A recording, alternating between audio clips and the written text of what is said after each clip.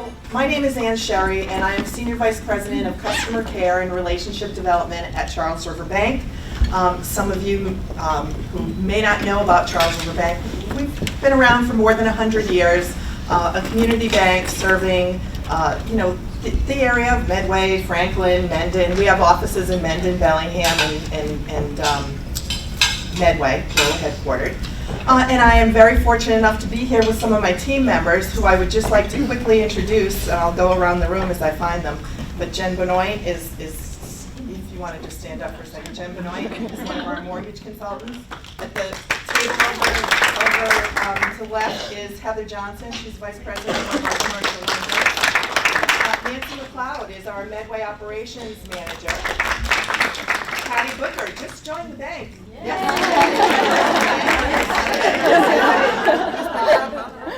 Every day's a lunch. Yeah. In the back, one of our other senior management team members, Sue Revito, who's Senior Vice President of IT, Operations. We call her our geek squad at the bank. And Mickey Whitney, who's one of our mortgage originators. Did I miss anyone else from the bank? Okay, so I just wanted you to meet our team here. And I just want to quickly say, I was having a conversation with Elizabeth earlier, and yesterday I had a conversation with another woman in the room. And the conversation came up about, what makes it different, why do you do business with people? And every single one of us in this room has a very unique story as to how you got where you are. Maybe you started as a bank teller in college or high school. Or maybe you were not, you've been in your company for 14 years. Or you're starting your own company. Everyone has their own story. And the question that I would ask of you, I'm not going to talk about our bank's products and services specifically, but the question I ask of you is, if you are doing business with a bank where your bank doesn't know your unique story, doesn't celebrate your successes with you, and is not there to help you when things get tough, you need to look for another bank. And I think that if you don't work with someone in particular at a bank who honors your story, please find a new bank. And I would invite you to speak with any of the people that I pointed out today in the room from Charles River Bank who would be able to help you. Because we try to honor your story and to fight for you when you need help, when you need to grow, when you have something exciting happening. We are there for you. So that's what makes us a little different. Thank you. Thank you. Today. So thank you. Thank you. You guys coordinate to stay with the red. I know. So would you like to introduce some of them? Yes, sure. I just want to thank Ann and Charles River. They've been a great support of this group since the beginning, and they always at least sponsor an event a year for us and stuff. So and I know your schedule is probably just as busy as mine. October 13th, and you come to a lot of meetings. So I just want to thank it's the organizations like that that come, and I know there's so many of you here that come often. So thanks. It's been a long run, and we're still doing great. So I got for alcohol. Pull that off at the luncheon, but I just want to thank Ann. And also I wanted to thank Laura for pulling off our speaker today. Laura gets out there and really follows up and gets everybody. So Elizabeth Hopkins, she is the reporter and anchor on Fox 25 News. We were joking earlier, I usually like to read, the standard bios, and I know on her on the website, her bio talks about how her family likes to say they're descended from pilgrims. But when I actually Googled her name is actually someone who was on the Mayflower. So I think they have a good case for their story. She was on the Mayflower, and she hosted the first Thanksgiving, if we're going to buy into that. So I think we should just all buy into her heritage. So anyway, Elizabeth. Thank you. Thank you.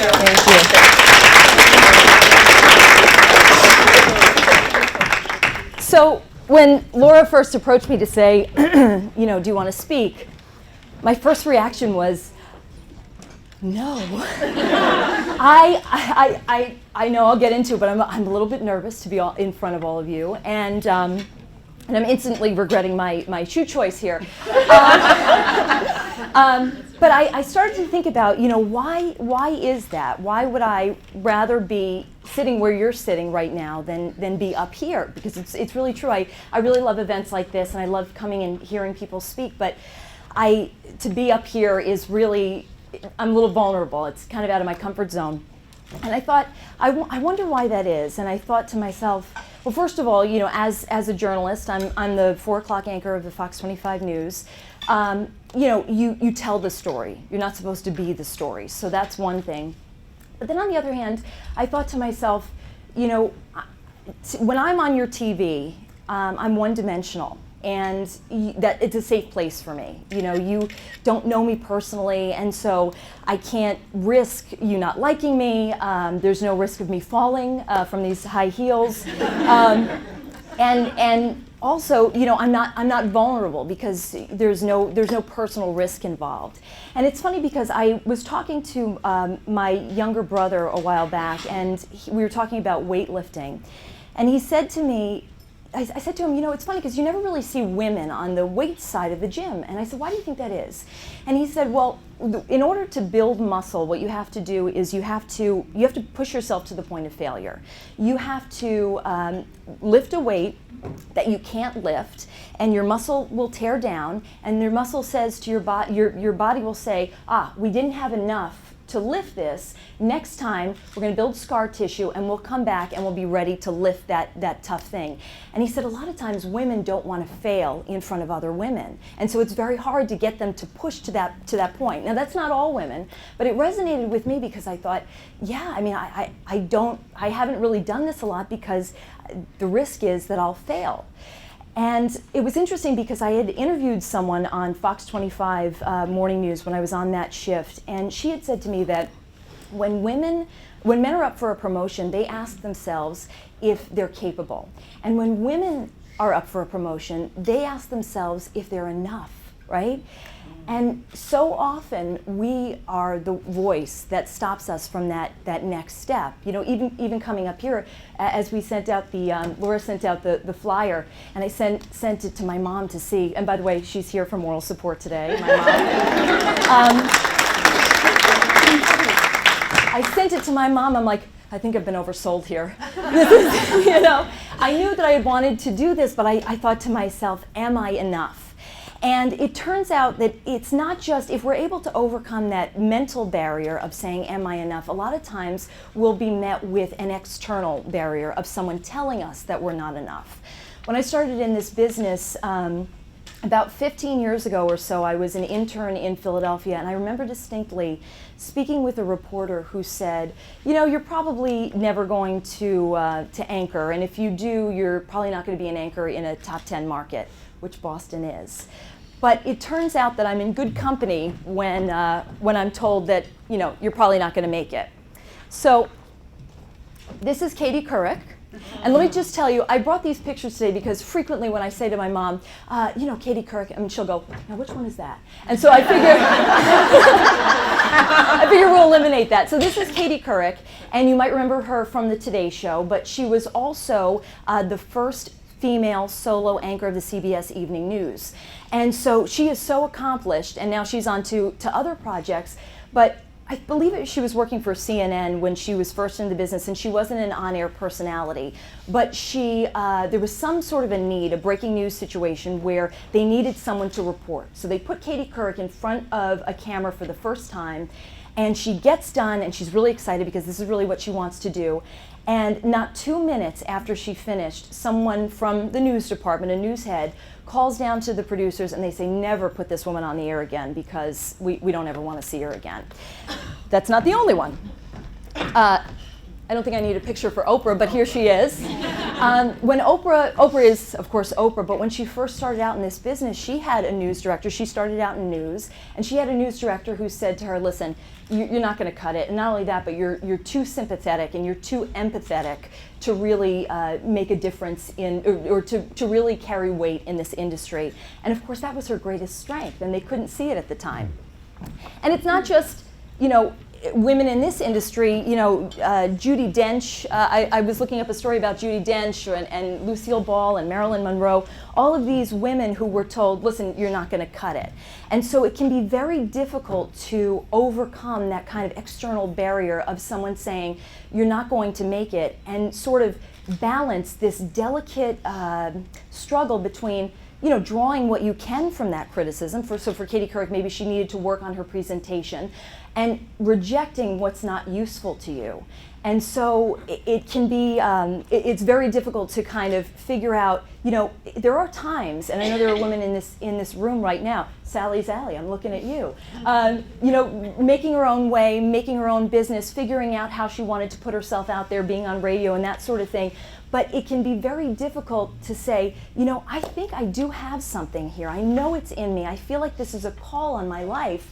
And I am the only one to fill this niche. And that's particularly difficult when you're going a road in which no one's kind of done it the way that you've done it before. And so they can't see the vision that you have. But those women are an example of saying, I know that I still have something here, and I'm going to remain true to my voice and to my call. When I started in this business, I was originally wanting to go into PR, and I interned at this NBC affiliate in Philadelphia, and it was like a light went on. I was so excited. I thought, this is what I want to do. And my parents, they didn't even know how really to help me, because it's such a weird, it's like, how do you become a news anchor? My mom is a former nurse and a school teacher. My dad is a retired NYPD police captain. And my dad's a total news junkie, but I remember asking him when I was young, hey, what are those papers that are on the desk for those news anchors? And he goes, oh, that's nothing. That's just something for them to hold, which is not the case. It's our scripts, or it's our rundown, how the show is going to go. But we just didn't know. I mean, it was so foreign to us, the inner workings of how you do this. But I think it's really funny that when you are drawn to something, or when you feel a calling on something, somehow you figure it out and you make it happen, and you bring things together. So I figured out that I needed to put together a reel, and a reel is the industry standard for a resume. So you take different pieces of clips of video and you put it together and you send it out all across the country. And I started getting calls back from news directors. And I got a job. Let me just pause here and say that in this industry, the Boston market, which is what we're in now, it was 6. It's now probably about 8 out of all of the markets in the country, as southern markets are gaining more people. But to orient you, New York is market number 1. It's because they have the largest population in their city and surrounding areas. LA is number 2, Chicago is number 3. My first job was in market 210. I mean, it was in South Dakota, and I remember thinking to myself, like, I have to get my nails done. I don't even know if they'll have a nail salon out there. I mean, and it's America, so they did. I was really excited and really nervous, and my 2 brothers and my mom and my dad and we got into a caravan, and we drove out to South Dakota with my betta fish, who I won't tell the story, but he didn't make it, and it was a cold night in Michigan. I'll leave it at that. So we get out there, and I don't know anybody out there, but I was determined to make it. And I could get choked up right now even thinking about my mom and dad dropping me off, and my brothers, and being so scared and terrified and homesick, and just thinking, what have I done? I'm completely out here, and I feel like I'm going to make it, but I really don't know for sure. It was really, really difficult. South Dakota was so tough because I didn't work weekends, and a lot of the people at the station worked weekends, and I was so homesick that I didn't want to call home and know what I was missing. So there would be weekends where I didn't hear the sound of my own voice. And it's so, it's really a tender time to me, because I know that I had to go through that, and I'm grateful for that experience. My mom was joking today that they said, oh, you came out and you visited your daughter in South Dakota? She goes, yeah, but once you see Mount Rushmore, you're pretty much done. There really wasn't much to it. So I after South Dakota, I got a job in Madison, Wisconsin, and I was moving up in the world. That was market 85. But what was good about South Dakota was I had actually gotten a job in Sioux Falls, and within 2 weeks they liked me so much that they made me their main anchor at their sister station in Rapid City. And it was the first indication, that first nugget that said, okay, I'm on the right track here, this is going to work out. So I moved to Madison, Wisconsin, and it was a great time. I got married at that time. My parents had given me just enough money, and this is why I believe in microloans for women, because there are these times where you just need a little bit to get over that gap, and that little bit can make all of the difference. So my parents were there for me, and I bought a little house that was so small. It was 786 square feet. And my dad likes to joke that it was so tiny that if you wanted to change your mind, you had to step outside. That's because there was no room inside. And so I got married, and it was such a great time because everyone was a transplant from somewhere else. And so on Sunday nights, all the stations, the reporters, we'd go gather at somebody's house and we'd watch a movie or we'd watch TV. And it was really a great time. But I remember that when I was going to sign my contract, it was a 3-year contract. And I had spent about 1.5 years, 2 years in South Dakota. And this was the longest contract I had ever signed in my life. And I thought, gosh, 3 years. And I remember calculating my old age at the end of that contract, how old I would be. But it was a good time, and I had a great news director who said to me, because when you're going through that and you feel like this is not my final destination, this is just what I need to build, so I'd like to make it as short as possible. And I think that as women, we see that a lot, even in raising kids. You're getting up and you're getting them dressed and you're getting them ready for school, and it feels interminable, and it feels small at times, and it feels insignificant, and it's not insignificant, whether it's at home or whether it's in business. My news director told me that you're going to work all day long to lay 1 brick today. That's it. And you're going to say, what was the point of that? But after a while, you'll step back and you'll see that half a wall is built. And after a while, you'll step back and you'll see that there's a full wall built. And then eventually you're going to step away and you're going to really be proud of what you were building. And it reminds me of a Bible verse that says, don't despise the days of small beginnings.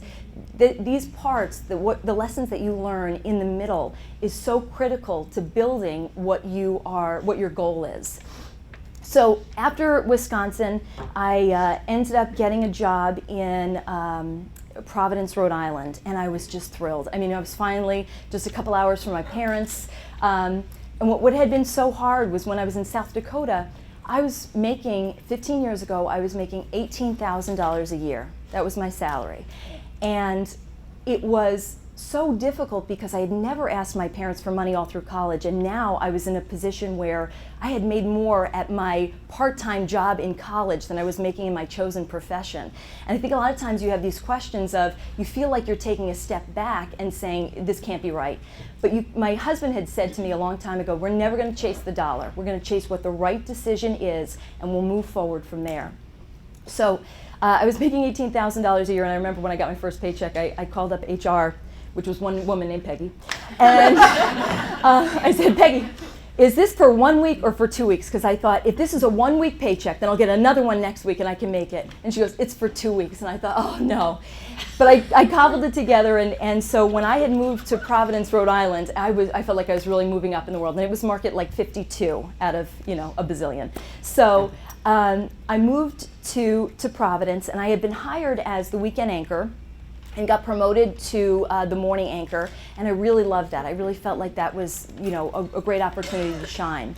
But just before my contract was set to be up, the management team came to me and they said, listen, we're going to start this new show. It's called The Road Show. It's a lifestyle and television show, and we want you to be the host. And I really had this internal struggle because I thought, I don't want to, as a condition of this, I would have to re-sign a contract. And every point since then, I had just moved along and moved along and moved along, and that was my goal, to keep going. And this was a time that kind of marked a shift for me, and you'll have to indulge me here because my personal faith is inextricably linked to me and my story. And so I remember saying, Lord, I don't know, I really, this is a great opportunity, but I want to get going. I want to move. I want to go on to the next thing. And there was this angst inside of me, and I couldn't reconcile the two things between a great opportunity and yet saying, that's not really what I want. I want to keep moving forward. And it was the first time that I said, you know what? I'm just gonna pray for guidance. And I said, listen, if this is what you want me to do, I really need to know. So I just want to feel peace about it. And as soon as I said the word peace, from the top of my head to the bottom of my feet, I felt it like a wave. And it was the first time that it happened, because I hadn't, before I would just make a decision and move forward with what I thought was the right thing to do. So I thought, wow, this feels concrete to me. I'm going to sign. That was in late 2007. In 2008, the housing bubble had burst, and just about the time where I would have been on a job hunt, the ripple effects in the economy had affected our industry so that there was a hiring freeze. And so had I decided, nope, I'm going to ignore that, I'm moving on, I want to keep going, I want to move forward, I would have been walking into a job climate where no one was hiring. And I thought, wow, that's a powerful lesson. Additionally, those skills that I learned while I was on the road show of, improv and not working without a script and all those things, I needed to use them in my next job, which was Fox 25 Morning News, where things were off the cuff and crazy and zany, and I'm sure you guys all know like Kim and VB and Gene, and it was a really fun place to work. But when I went there to talk with the management team, there were some, promises of job growth and that sort of thing, and those never materialized. And while I was also there, I remember saying to the news director was saying, we like your energy and we want to infuse your energy into the show. And I had said to him, well, I know I probably have to kind of roll that out kind of slowly. And he said, no, we want to roll this all out. And my agent likes to say that that's never a good idea, because if you invite someone over to your house, the first time, if they walk through the door and they help themselves to something in the refrigerator, you're taken aback a little bit. You're maybe even a little offended, like, I don't even know you. But by the 10th time they come over, if they don't feel comfortable enough with the relationship to help themselves, then you're also a little bit offended. So that's kind of the way you reveal yourself even to an audience. It's not all full force at once. And so all of a sudden, here I was exposed in this top 10 market where New Englanders have an opinion and they will tell you. And suddenly there were Facebook posts and industry blogs, and people were acknowledging what I believed to be me failing. And I knew I was fishtailing. I was fishtailing all over the place. And Maria Stefanos, whose picture I don't need to hold up because I'm sure you all know her, she sat down with me and she said, listen, you have to decide, do you want to succeed pretending to be someone else, or do you want to fail being you? And at the time I thought, I want to pretend to be someone else. I want to succeed. But of course she was right. And there were some adjustments that I had to make because I was learning. It was that new level. It was more exposure, more people watching, more people invested in the news product who said, I know these guys, I don't know you, and wanted to, and were saying, hold on a second, I'll tell you when I'm friends with you. You don't tell me when I'm friends with you. And they were right. But things at work had gotten particularly difficult. I had been passed over for a promotion that had kind of been in a wink and a nod. Maybe that would be an opportunity for me. And I was really hurt and really struggling. I mean, it was painful and it was embarrassing. I felt like I was failing in front of everybody. And I thought, this is, I've dedicated years to this. I left my family, I work holidays. Did I make a mistake? Am I even supposed to be doing this? Am I supposed to be in this industry? And it was as painful as it was a really, really important lesson. And it reminds me of a verse that says, it was good that I was afflicted.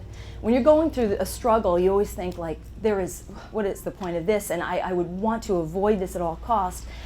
But the lesson that I learned in that was, can you survive the indignity of being overlooked? And who are you going to be when you're being treated this way? How are you going to respond to this situation that you can't change except for your own behavior? How are you going to treat people? How are you going to be? I didn't do it perfectly, but I can tell you that the lessons that were learned, I've now been in other circumstances where I think, man, if I didn't go through that, I wouldn't have known how important that is. As a matter of fact, I've been This is Elizabeth Vargas, and she just recently put out a memoir, which is a great book. I think it's Between Breaths or Breathless.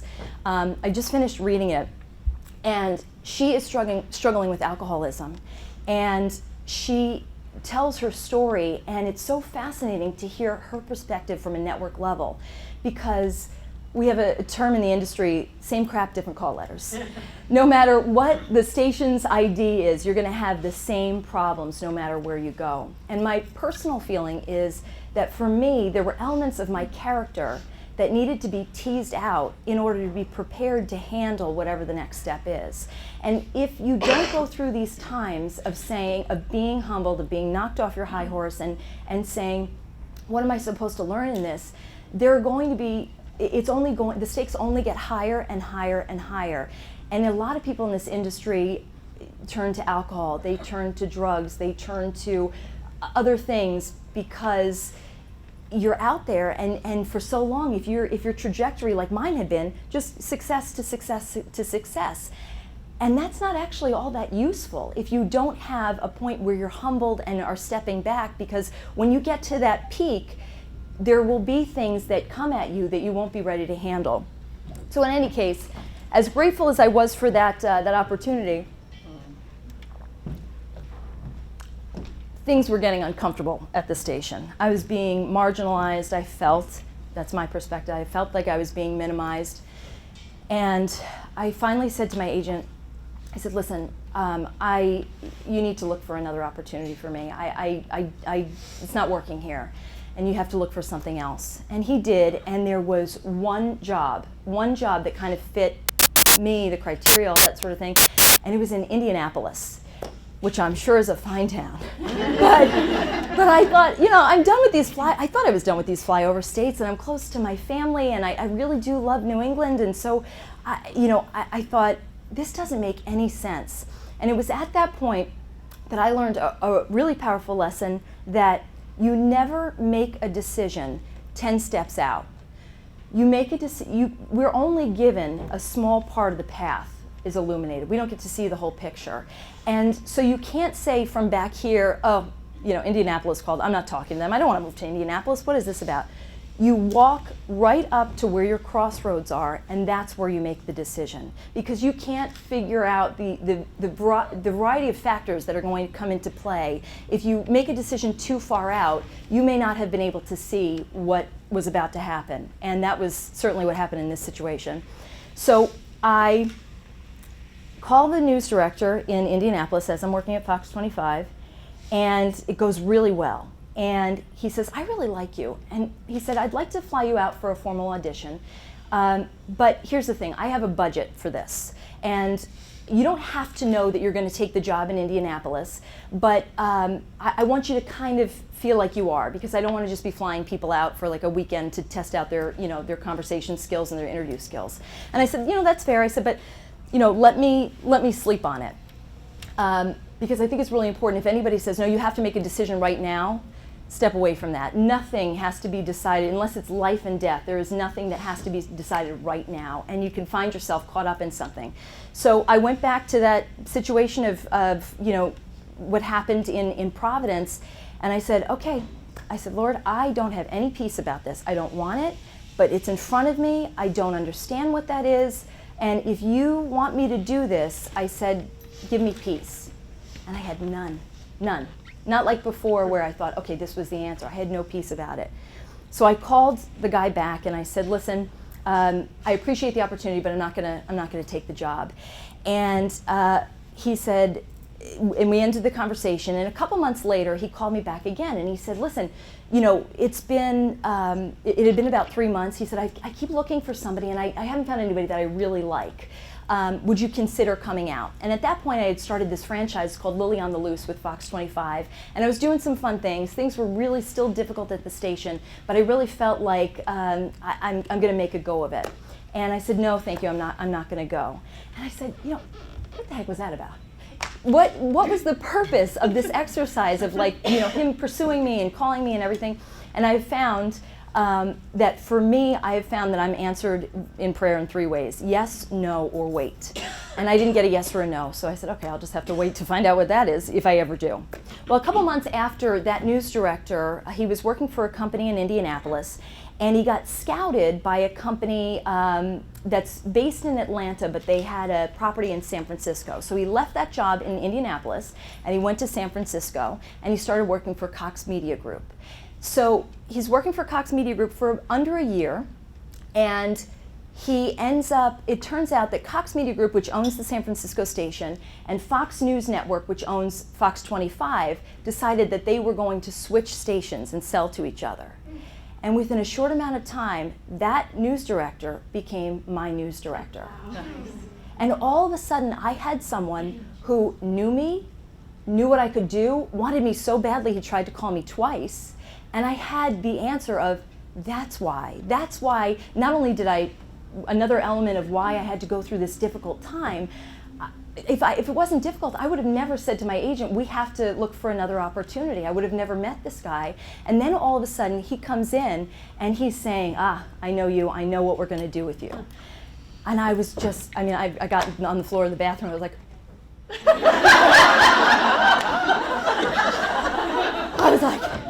I couldn't believe it. And those moments don't always happen, but it was just a beautiful way of saying, listen, you just trust me, walk to the path, make your decisions, ask me for guidance, and you're going to be guided through. So he ended up taking me off mornings, and he put me on weekends, and the reason he put me on weekends was because he felt like he wanted me to flex my muscles for reporting at the same time and really build up my journalism credentials.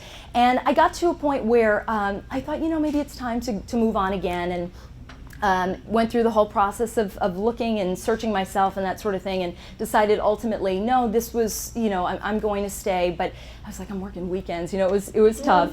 But what was funny was, I felt, again, the confirmation that the Lord was saying, you're staying here.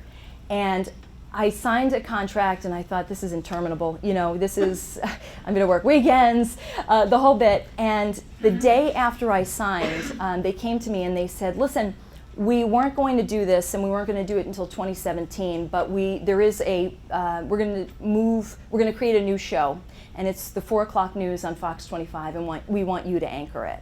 And yet again, it was another confirmation. So all this to say, I am still finding my story. I'm still finding my voice. I was just talking with some of the ladies, and I was just saying that one of the things that I've learned over the course of my career and what I've, my journey, is that nothing is ever wasted. I feel like life is like bowling with the bumpers up. You kind of go this way, and you try this, and you try that, and somehow it's all pushing us toward our purpose in life and in our calling. I think it's really important that we listen to our own voice, that we are true to what our purpose in life is, and allowing certain things to come in to make subtle adjustments, but letting go of the people who are determined that you won't make it, because the people who are in your life and the places that you are your unique sphere of influence. No one else has the opportunity to be who you are, to touch the lives that you have, or have the gifts, the unique combination of gifts. No one else can fill your niche. And so if you feel that there is a path that you really are called to, I would just encourage all of you, whatever your industry, to continue to follow that. I feel now like my purpose in being here at Fox 25, I didn't want to tell Laura this, but this is my first speaking engagement. I didn't want to freak her out. If you guys have gotten anything out of my story, I think that's great, but really I just want to thank you for having me here. It really is such a privilege, and it's, I think, part of my journey to find my voice, tell my story, and I just think it would be a missed opportunity if I have this platform at Fox 25 and not use it. So I'm very new at this, but I just want to thank you so much for having me speak. I really appreciate it. Thank you so much, first of all, for sharing your story and the vulnerability of the experiences that you had. That was really wonderful, so thank you. Thank you.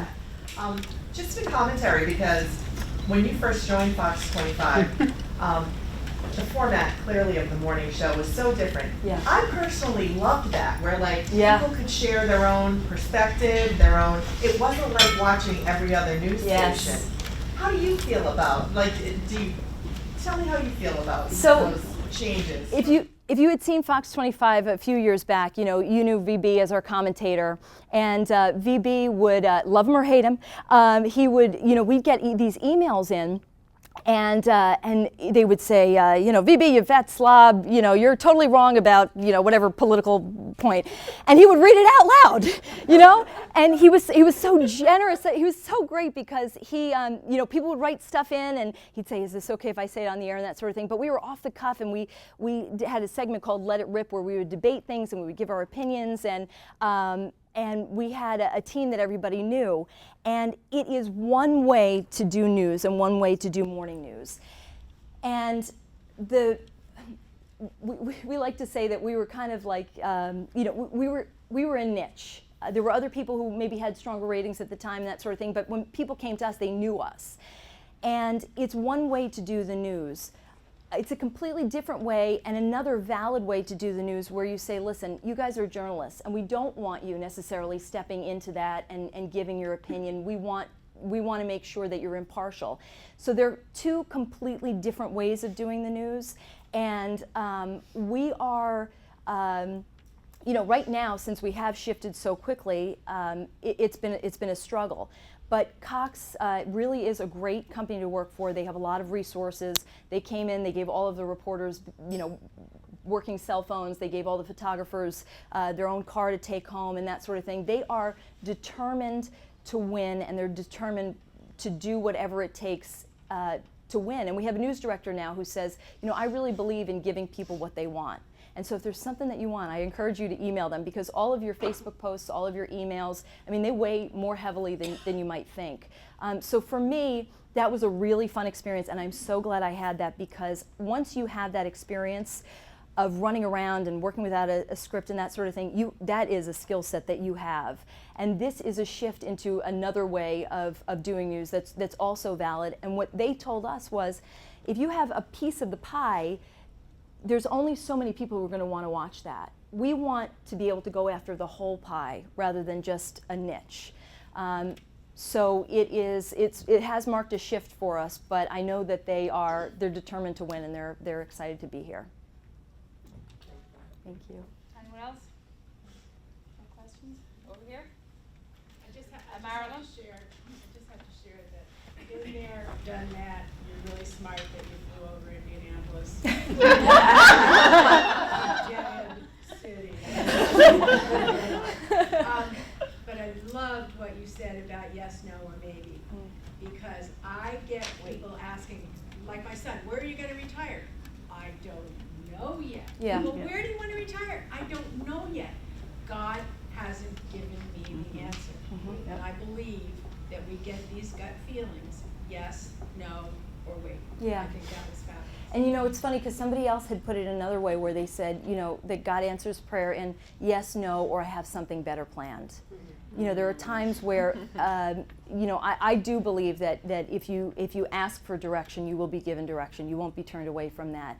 You might not get it when you want it. You might not get the answer that you wanted, but it's so important to rise above yourself, because I found that there were times where I really thought something was the right decision, and if I hadn't stepped back and sat with it, I would have made the wrong choice.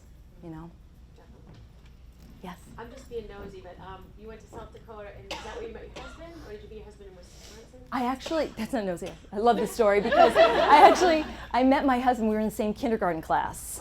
Oh, yes, and so we met in kindergarten. I had a little crush on him, and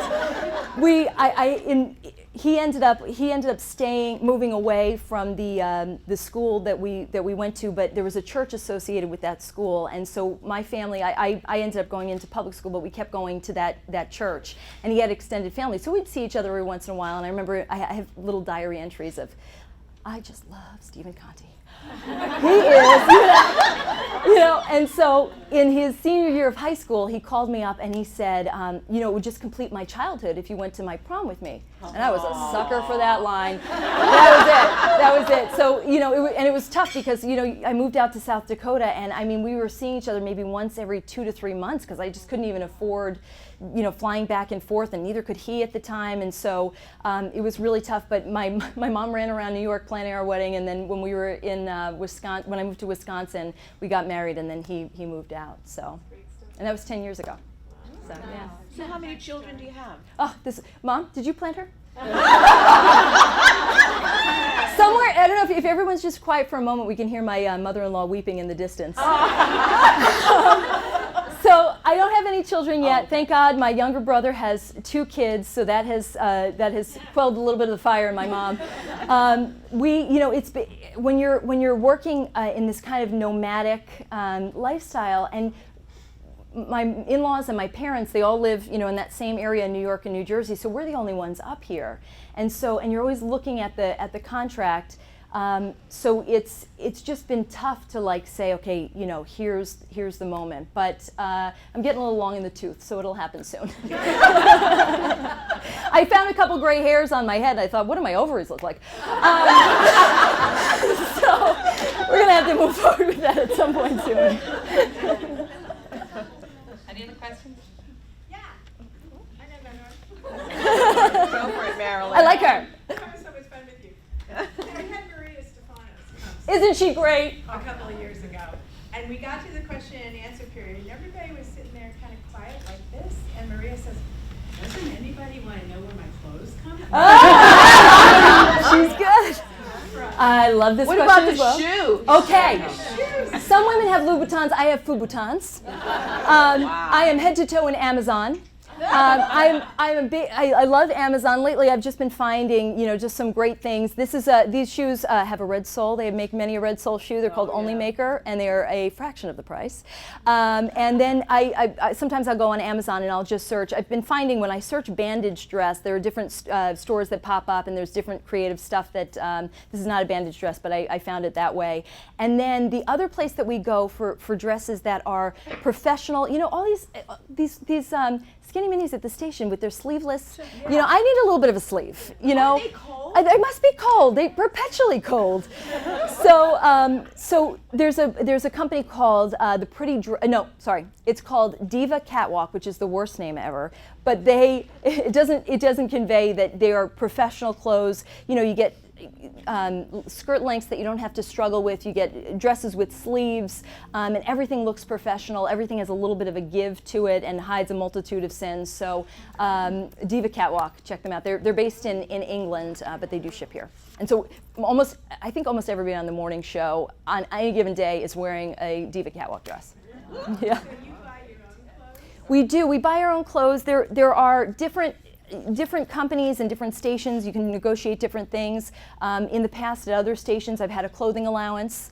Sometimes your news director has to approve the clothes. I hate that. But so in this one I ended up rolling my clothing allowance into my mainstream contract. But my agent has told me that there are some women on the network who have tens of thousands of dollars in just a clothing allowance.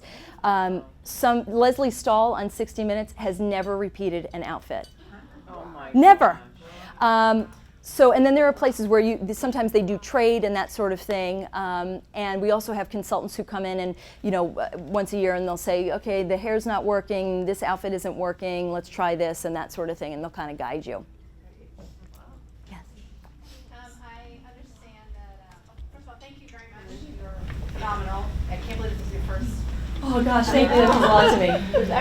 And I understand that you are right now living in the now, but what are your goals? Do you want to do a Katie Couric? Do you want to do Leslie Stahl? Or are you kind of... My formal and official answer is I would never leave Cox Media Group or Fox 25. Yes, yeah. My off-the-record answer is that this where I am right now is so comfortable to me. I'm finally in a place where I'm not eating ramen noodle every night. So I really appreciate that. The only thing is there are moments that you can't have when my parents are in New York, and there are lots of things that you have to say no to, and I'd love to have the opportunity to just be able to, pop home on a Wednesday for dinner and then, go to work. So, if there was some sort of extraordinary opportunity that came my way, I would have to consider it at least. So, there was a question I think over here. Yeah, I was just going to ask you what your aspiration were if you were looking to go into the network. So, but you just answered that question. Yeah, I like I said, and it is a difficult question to publicly answer. I'll say that. What does your typical day look like? It's funny because a lot of people, sometimes people ask me, you're on at 4 p.m., what do you do all day? And it actually is really busy. So we'll come in the morning, and for me, when I was working on the morning show, I would get up, I would go to the gym at midnight, get dressed there, drive in, have to be in, it was probably 1 a.m., and have to be in to work and ready to go by like 3 a.m. And how Jean Levanchi has done it for so long, for so many years on those hours is crazy. But so for my shift right now, I go in, I have to be in by 9:30. There's a news meeting. All the reporters and the managers, we gather in the morning and we pitch ideas and we talk about what we're going to cover. And then a lot of times me and Blair and I will go out and we'll cover a story that will bring back and turn for the 4 o'clock news and the 6 o'clock news. By 2 o'clock, I am writing that story. By 3 o'clock, I'm shooting a promo that airs at 3:45. At 3, I'm reading my scripts right up into the 4 o'clock show, anchoring from 4 to 5, and then they usually have me what we call fronting something, either presenting my report or another report throughout the day in the 5 and 6 o'clock news. So that's what my day looks like. Busy. What time do you get home? The time that I get home, I usually get home at about, if I'm home at 7, I feel like it was a win. Yeah, and so I'm out the door usually by 5:45 so that I can work out, because I found that, and I sleep in my gym clothes, because, yeah, so I found, my husband loves that. I sleep in my gym clothes because I put all my stuff in the car the night before, and I find that, if I'm just kind of rolling, a lot of times I'll go, when I get to the gym, I'm like, how did I even get here? So there's no thought process. And if I decide I want to sleep in, I still have to go downstairs and get my stuff out. And so it's more inconvenient. And I also find that it sets the tone for my day, and no one can take it from me. At the end of the day, they may have me stay late or do something, but if I do it in the morning, then I've set the tone for my day rather than having them, set the tone for my day. Question about how social media has impacted what you decide to do stories on. Like, do you feel sometimes that there are stories that you have to report on that are just crazy, but because they're so... We give people what they want to know, what they need to know, and there are these water cooler moments where everybody's talking about something. Cox is really interesting. This is the first company, and maybe it's the first time in my career that social media is so very important. They want us, follow me on Facebook if you please. They want us trying to reach out and get followers on Facebook. They want us speaking in our own voice. They want us on Twitter. We have things that we'll retweet as a station together if there's a story that we want to get out there.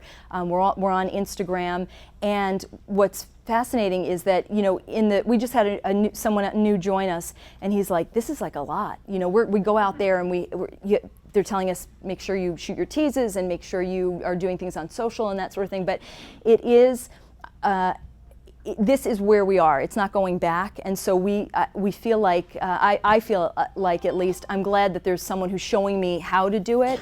Every once in a while there'll be a story that percolates that will make exclusively for the web, because that Facebook audience tends to like certain things. The Twitter audience starts to like certain things. But I honestly just like covering it all. I like, wherever Edward R. Murrow is now, he may be rolling in his grave, but Kim Kardashian being robbed at gunpoint, and whether I believe that actually happened, and whether or not it did, and whether it was a publicity stunt and that sort of thing, I mean, people are talking about it. And I think it actually has a more valid point of how much it's ridiculous that she was exposing so much of her life we know her kids, we know her kids' names, we know their faces, we know who she's married to, we know her jewelry, we know where, what town she lives and all these things.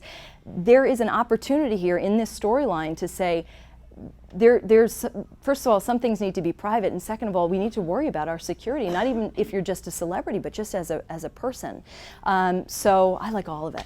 I like all of it. Anybody else? Yes. I'd like to thank you. I think you did a fantastic Thank you. job. I honestly might be in the minority. I previously did not know very much about you, but I feel like I'm going to be compelled to check you out now and watch your previous program. I guess my question for you is, do you find that the expectations for the males in your same profession are uniquely different, easier, or the same as the females? I wouldn't say that I've ever felt necessarily that. We can shut off the camera. Oh no!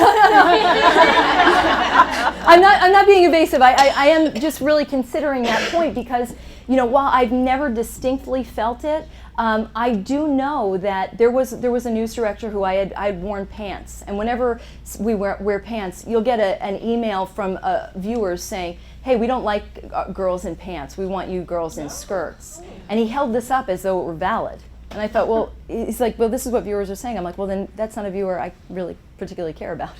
I just, and there is this, emphasis of, generally the expectation is the makeup's going to be on, the hair's going to be down, you're going to be dressed a certain way, and every news station has a different perspective on that. But in fairness, the guys have to wear makeup too.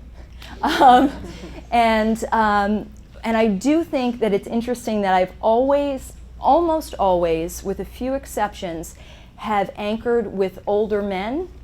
And I do think I never tell anybody my age. Now Maria tells everybody because she looks fantastic. But I do have a personal feeling that I don't tell anybody my age because I don't want the clock to start ticking down on me. And I think that people think, oh, she's a certain age, well, she's not going to go onto the network, or she's a certain age and, and she's at this point in her career, or, a lot of times you'll hear from women who are in their 50s who are anchoring, you'll hear that people at the station say, well, I don't know how much longer is she really going to be in? That may be a job position that opens up, and you think, she should be here as long as she wants to be here. And do you hear that about men? You don't. Nope. So. But I've never had it, it's been this kind of generalization. There's never been one station that I've said, oh, put her out to pasture or that sort of thing. Although I will say, this was really interesting to me. When I was in Providence, I was co-anchoring with a guy named Vince Dementri, who had been an anchor at CBS. And I wanted to know everything about, the big kids, and what it was like there. And he told me, and I have not verified this, but he told me that it wouldn't surprise him if a news director, and again, I've never had this experience, I've never seen this firsthand, would say to a woman, you're looking a little tired, you want to take a day off or two?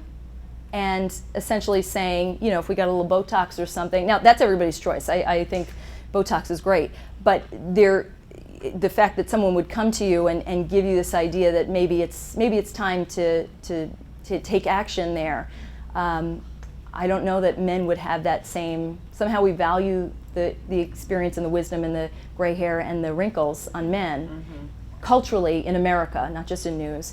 And with women, we don't. And the other thing too is, I think that I always hear like 30 under 30 and 30 under 35 and how everybody is excited, and I just think we don't value the wisdom and the experience. I mean, we've got people at our station who know the backstory for years of things, and that is so valuable when it comes to a new person coming in and wanting to know, why does this matter? Why is this seems so subtle? Why is this significant? And that sort of thing. And I think just culturally, we really don't value that experience. We'd rather find the next wunderkind.